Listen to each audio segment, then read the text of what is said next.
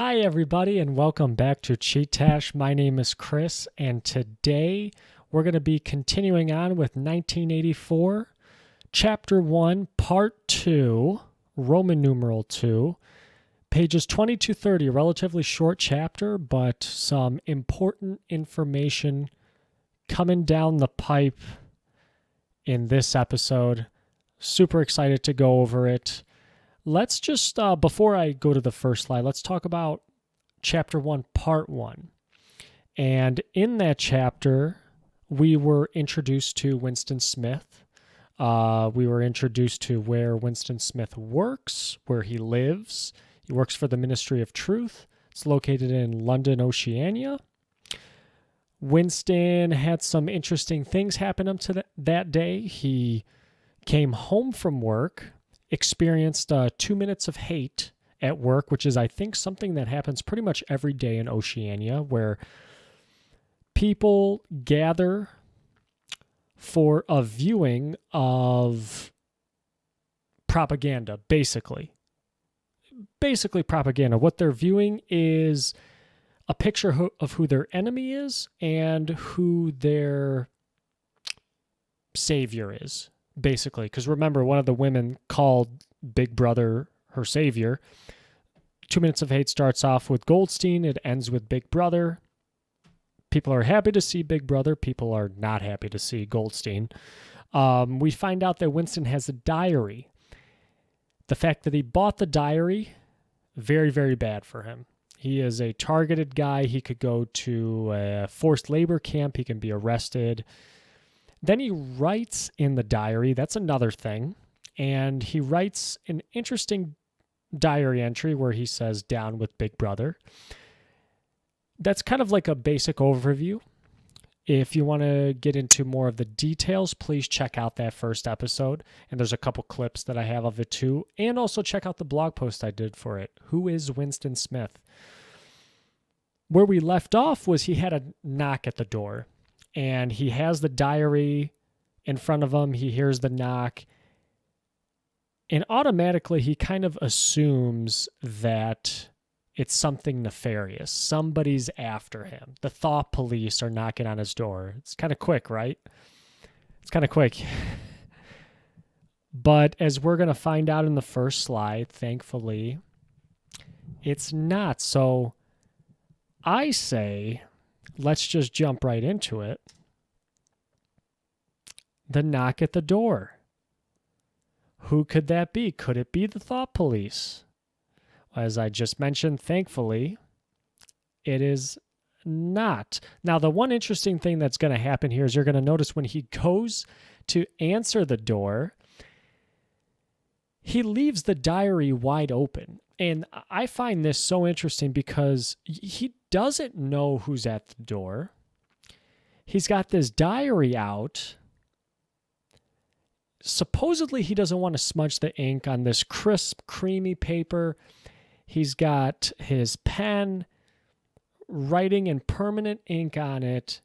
Doesn't want to smudge around the ink. So he's very concerned with keeping his writing intact.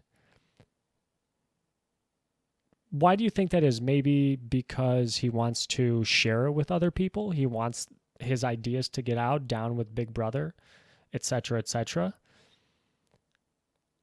Maybe, but I don't think it's a smart thing to just have the diary out because he doesn't know who could be at that door. It could be somebody like the thought police or somebody that's a part of the party close to Big Brother, somebody like that.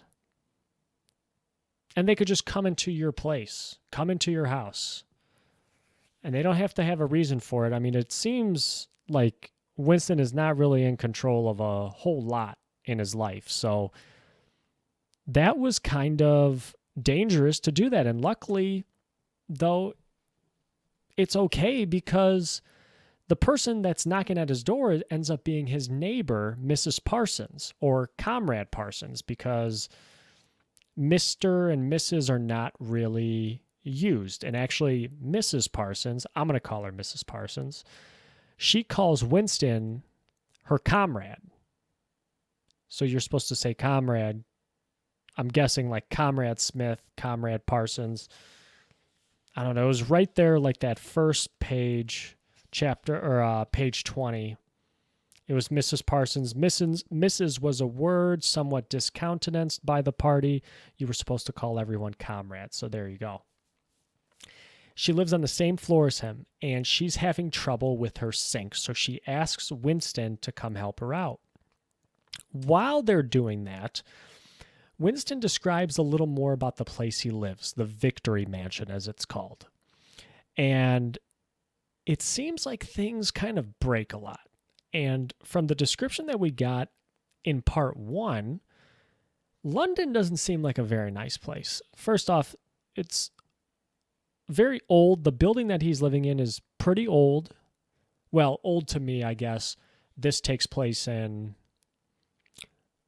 what was it, 1984, right? Duh. It's the title of the book, 1984. So this is built in the 1930s. It was kind of a while ago. Falling apart. He says the walls are flaking, pipes burst all the time, the roof leaks.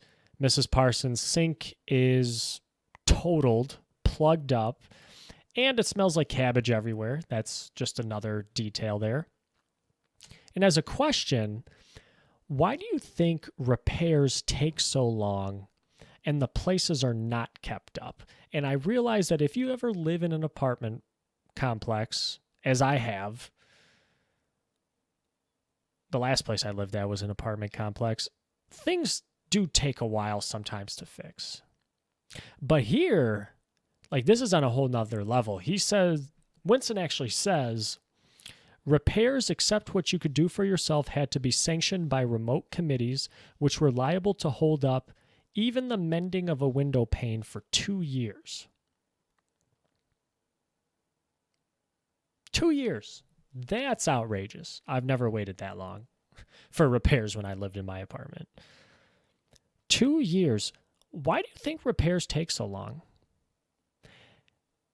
And I want to give you a hint because on the first page of chapter 1, literally the first page of the book, Winston says, even at the best of times, it was seldom working, and at present the electric current was cut off during daylight hours. It was part of the economy drive in preparation for Hate Week. So it seems like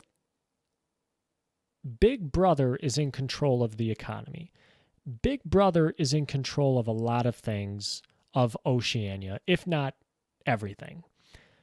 So it seems like every part of the economy, resources, manpower, etc., is devoted to a few things. And I ask you just to compare where Winston lives to the Ministry of Truth. Because where Winston lives kind of sucks. But if you look at his description of the Ministry of Truth, it was this big, huge building. It's described as white, shining. I forget the exact part where he's describing this. Right here, page 3, towered vast and white above the grimy landscape.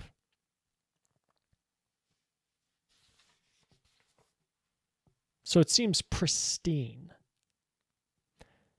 So I think repairs take so long because all the resources are diverted to these central institutions, these 4 ministries of truth, love, what was the other one? Peace. And I forget the other one's name here. I'll find it out for you guys. Hopefully really quick. Not there. Ministry of Truth, Peace, Love, and Plenty. There we go. So that's what I think. Now, Winston accepts Mrs. Parsons' request, and he goes to the Parsons flat. He notices right away, well, it smells like cabbage. He notices that there's banners of the Youth League and the Spies, 2 groups that are going to be important in just a second. There's tons of sports stuff all around. There's a Big Brother poster. Probably what else do you think? There's probably going to be a telescreen somewhere. There's probably going to be a speak right somewhere, the family's very own. And the sink is filled with green water, smells horrible, according to Winston. And the only reason that the family can't fix it on their own, it seems like the dad is the most handy. And it just so happens that the dad, Tom Parsons, is not home. At least that's what Mrs. Parsons says. I would get Tom to fix it, but Tom's not home. Tom Parsons is actually a coworker, it seems like, of Winston. Both of them work at the Ministry of Truth, and Winston describes Tom as not a smart guy. He is, according to Winston, fattish but active man of paralyzing stupidity, a mass of imbecile enthusiasms, one of those completely unquestioning devoted trudges on whom more even than on the thought police the stability of the party depended. He graduated from the Youth League, and he was a part of the Spies, so that could explain why there were banners of the Youth League and of the Spies. Now, what are those two things? And it also says that Tom was a leading figure in the sports committee. He worked at the community center. So he's a leading figure, but he's not very smart, which makes me think, how is he so high up in the party? How is he so important to the party, this guy who's not very smart, who's fat? You would kind of expect maybe like a guy looking like O'Brien, guy built like a bull, charming, seemingly good-looking guy to be higher up. And I think actually Winston described O'Brien as kind of on the upper echelons of the party, at least higher than him. But a guy like Tom doesn't seem like a fat, stupid guy. What's he doing that he's so important to the party? So that's why we see the banners of these two groups, Youth League and the Spies, which seemingly are probably subcommittees that work for the party. Youth League, I'm guessing, something to do with kids, right? And Spies, people that spy on society for Big Brother. I'm just going to go out on a limb and say that. Who also, coincidentally, employ children. Now, we're going to get to that in a second. We meet the Parsons children on page 23. So after Winston is done fixing the sink, he unclogs it, he washes his hands. Next thing you know, the kids come in. And the kids kind of surprise him a little bit because they're playing and horsing around with weapons. The kids got like a pistol. Was it a pistol? Up with your hands. The head popped off. Automatic pistol. Yep. The sister's got like a fragment of wood. She's pretending it's a gun. Same gesture with the fragment of wood. Yep.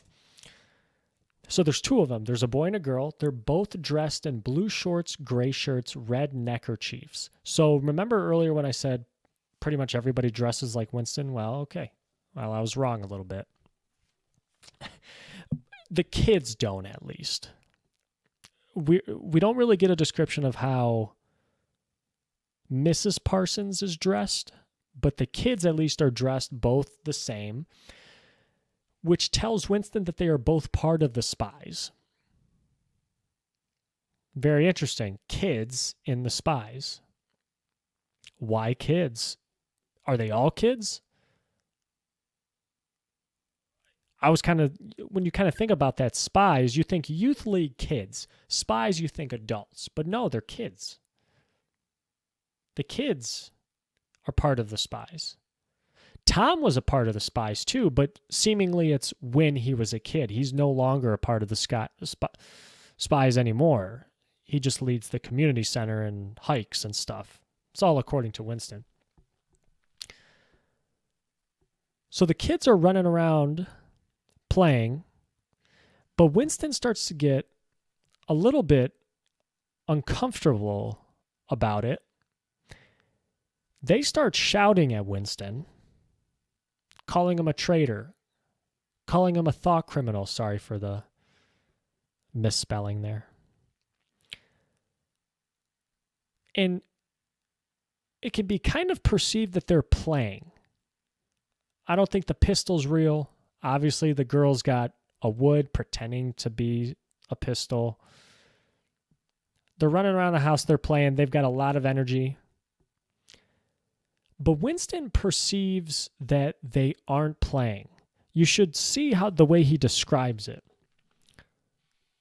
He describes it as, it was somehow slightly frightening, like the gamboling of tiger cubs, which will soon grow up into man-eaters. There was a sort of calculating ferocity in the boy's eye, a quite evident desire to hit or kick Winston. So Winston hopes it's a game. I don't think Winston deep down thinks that they're playing.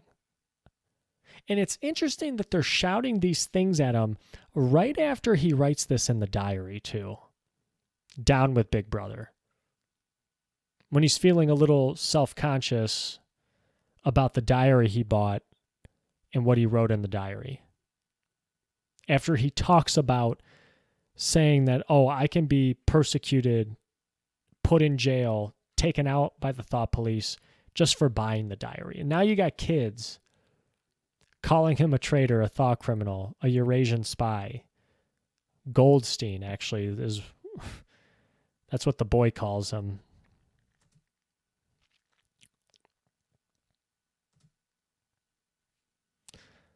So like I said, the kids have a lot of energy. They're berating Winston. And it's funny because Mrs. Parsons, I guess it's not funny, says the kids have a lot of energy because they didn't see the hanging today. This is on page 24. Kids are watching hangings? Like, seriously? Could that be why they're just so violent in the house? Because you're taking them to watch hangings of Eurasian spies, and it's actually described, they do have public hangings. Some Eurasian prisoners guilty of war crimes were to be hanged in the park that evening. This happened about once a month and was a popular spectacle. And evidently a place where children wanted to be taken to go see it. And you wonder why these kids have so much energy in this household and calling this guy a traitor when they're seemingly so used to this violence. Now, like I said before, the kids are dressed as spies, so seemingly kids are being trained to be spies. And that means exactly what it means. They are spying on behalf of Big Brother. And Winston says that all children were horrible. It's a pretty crazy thing to say. All children are horrible. Were horrible. And he doesn't have any kids. Doesn't seem like it. I mean, it doesn't seem like he's in a relationship. We haven't gotten any information to say otherwise yet, to prove or disprove it either way, I guess. But he says all children are horrible. They're trained to be spies. This is on page 25. By means of such organizations as the Spies, they were systematically turned into ungovernable little savages, and yet this produced in them no tendency to rebel against the discipline of the party. On the contrary, they adored the party, everything connected to it. And he goes on to say how they sang songs for the party, they went on hikes, they drilled with dummy rifles, all for the party. Their hatred and tenacity was turned against the people that they surrounded themselves with. And Winston says that he feels bad for the Parsons, the parents, because soon the kids are going to get old enough to where they're going to be watching their parents. The parents are going to have to watching their backs to make sure they don't do anything to piss off their kids.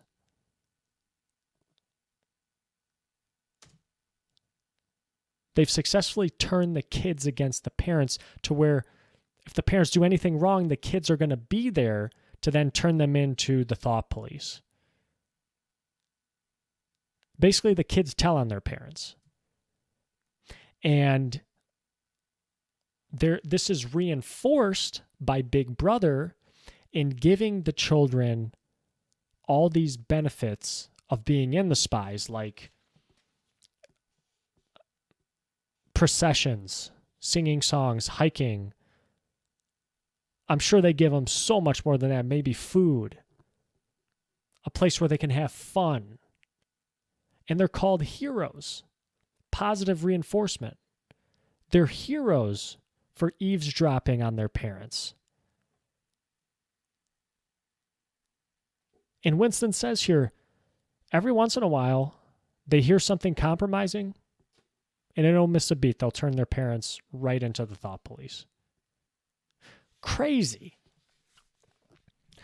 I have a blog post about this, which y'all should check out, on Big Brother being for the children.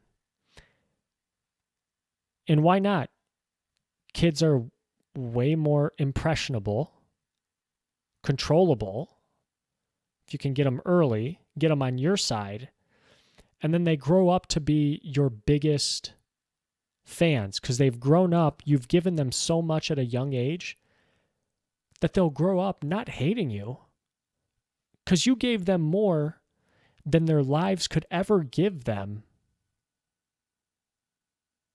living out in these victory mansions, which are a piece of shit. I mean, just look at the description.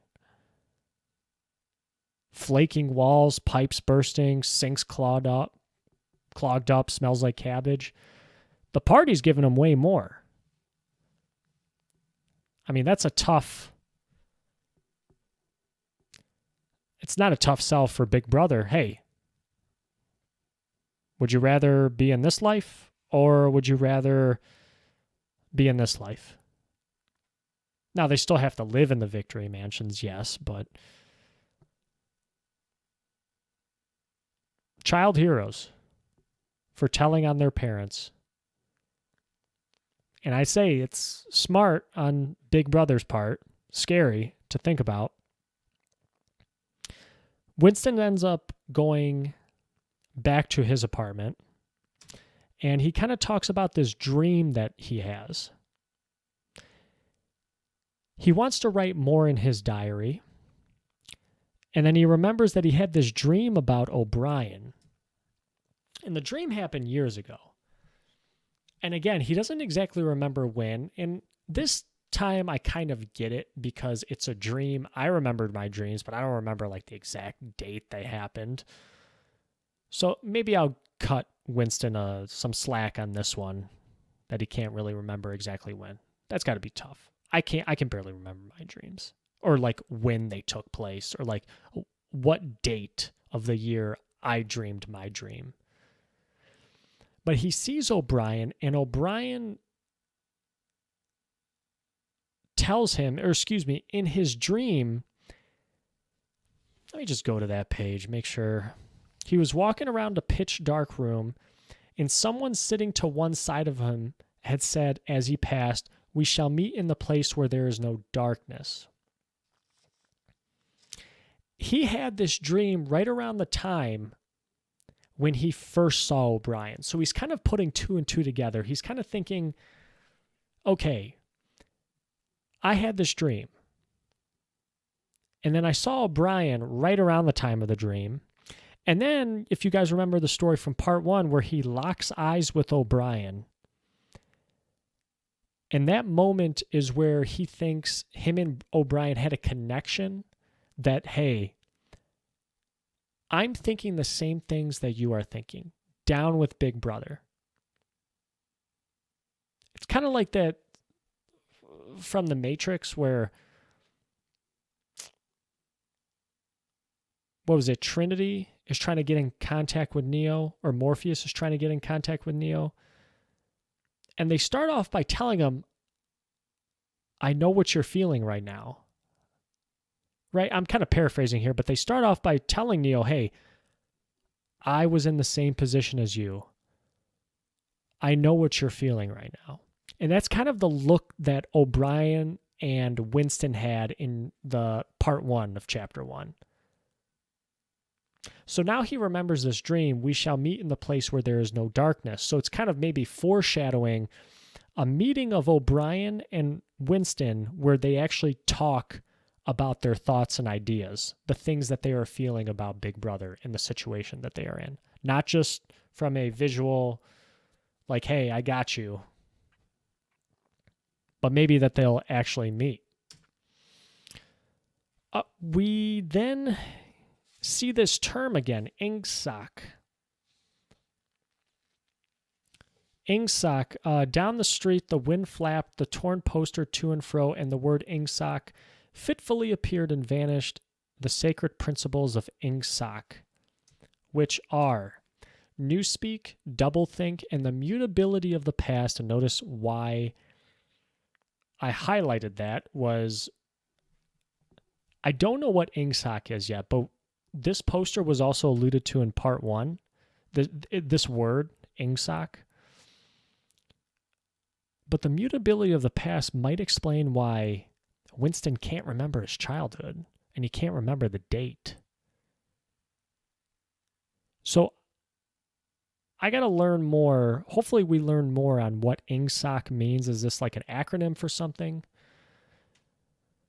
Because there's a poster for it, so it's got to be pretty important if there's a poster for INGSOC, and then the only other posters we see are of Big Brother. It's got to be pretty important. But maybe this INGSOC thing has something to do with the fact that Winston can't remember parts of his childhood, as we saw in part 1. Also, before I go a little further, there was the telescreen. I guess in addition to being a form of recording of Winston when he's in his house, it actually also posts a news bulletin, a news flash that Oceania is winning a war in South India. They had a victory, and then they also had some bad news. The chocolate ration would be reduced from 30 grams to 20. That's interesting, kind of like the electricity not being all there the week of Hate Week and repairs taking so long, rations of chocolate now being reduced. So Big Brother's really in control here, it seems like. And then they end up singing Oceania, 'Tis for Thee. Sounds like the national anthem, which Winston does not sing because his back is to the telescreen, so they can't really see if he's not singing. Let's continue forward. The past was dead. The future was unimaginable. And the party endures forever. And Winston actually says here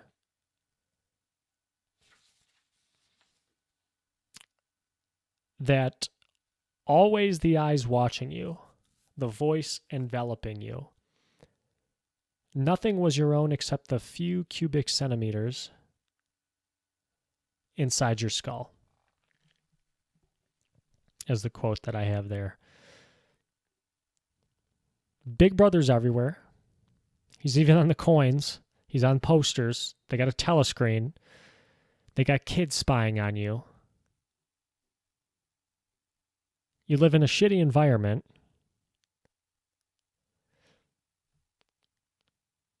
How do you escape that? The mutability of the past. You don't have a past. You can't think about the future. You're just stuck in the present. How scary does that feel? Like almost like you have no say in your life. You have no control in your life. That's pretty scary. How do you escape that? And it's probably super easy to just go along with how things are, just thinking that, yeah, this is just how it is and I can't change anything. And the minute you do, you end up like Goldstein and they try to probably kill you and you have to go into hiding. Still don't know what happened to Goldstein. But Winston now has to get ready for work. I noted this. Did I note this in the discussion questions? I don't know actually if I noted this in the discussion questions, but Winston can't remember the past, doesn't really remember the date, but he does remember that it's time for work. So that is kind of interesting. Right? The telescreen actually reminds him that it's ready. He's got to go to work. So he finishes up writing in his diary before he leaves. This is on page 29. We're coming to the close of the chapter. And he writes, thought crime does not entail death. Thought crime is death. And he also writes some things before this.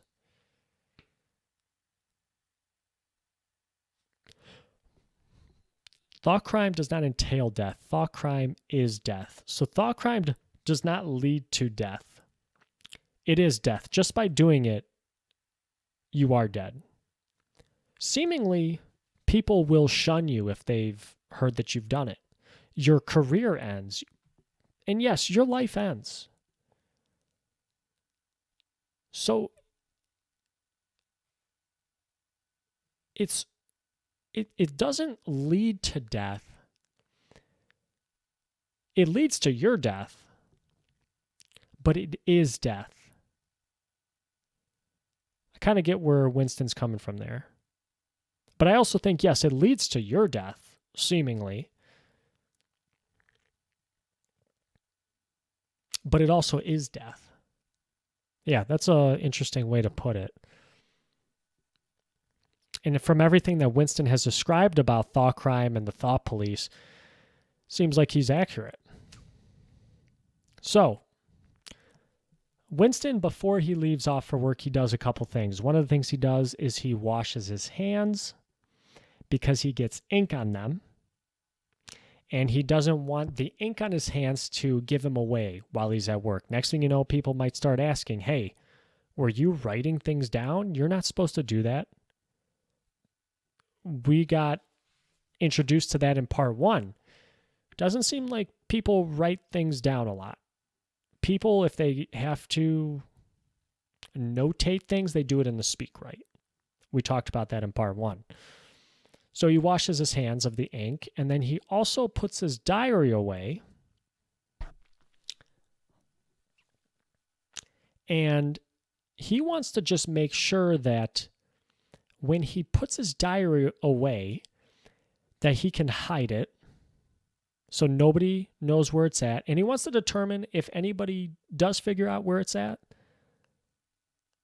that he knows that somebody found out. So what he does is he puts a grain of dust on the book so that if it does get disturbed, the dust will get shaken off, and that way he knows that somebody else knows about it. But here's what I'm thinking. If somebody knows about it, why wouldn't they just take it? That's the interesting thing. Or if somebody knows about it, here's kind of a devious thing. If you're a thought police officer, you willingly break into Winston's place. You find out he's got a diary. You let him keep writing in it to further incriminate him and maybe to catch other people that are sharing in the same ideas. It's kind of an interesting point.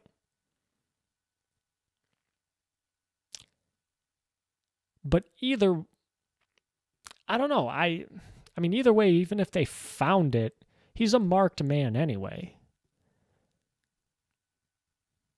He's a marked man anyway. And I guess it doesn't hurt to just put a grain of dust on the book. But I'm just thinking, like, if I was a bad guy, I would just take the diary. But I guess maybe, again, you can catch way more of these thought criminals by just letting him continue to write in it. That way, one day, few months from now, you just break in, and now he's got all of this incriminating evidence. He's got 100 pages of it in his diary instead of just that, 1 or 2 pages he's written down. So I asked the question, does Winston know that his life is about to be changed? And the answer to that is I think he might, because of the fact that he prepared to write in the diary. He had a lot of anxiety writing in the diary. He couldn't wait to. He spent like 2 weeks planning it. Even after writing down with Big Brother, he just keeps writing in his diary. It seems like he doesn't care. He's already in the deep end. Might as well swim now. So I think he does know that his life is about to be changed. And he doesn't really spend seemingly a whole lot of time trying to hide it, like putting it like under stacks and stacks of books, burying it like underneath his bed. No, he just what does he do with it? He puts the diary away in a drawer.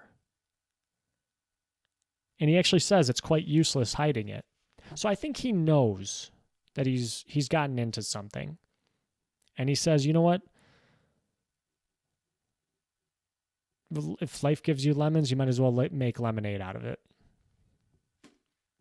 So I think Winston does know that his life is about to be changed.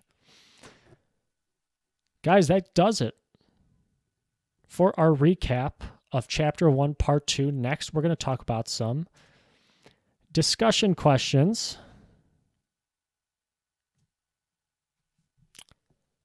And these are the discussion questions for next week. Try to answer them if you'd like, or think about them, and let me know your thoughts.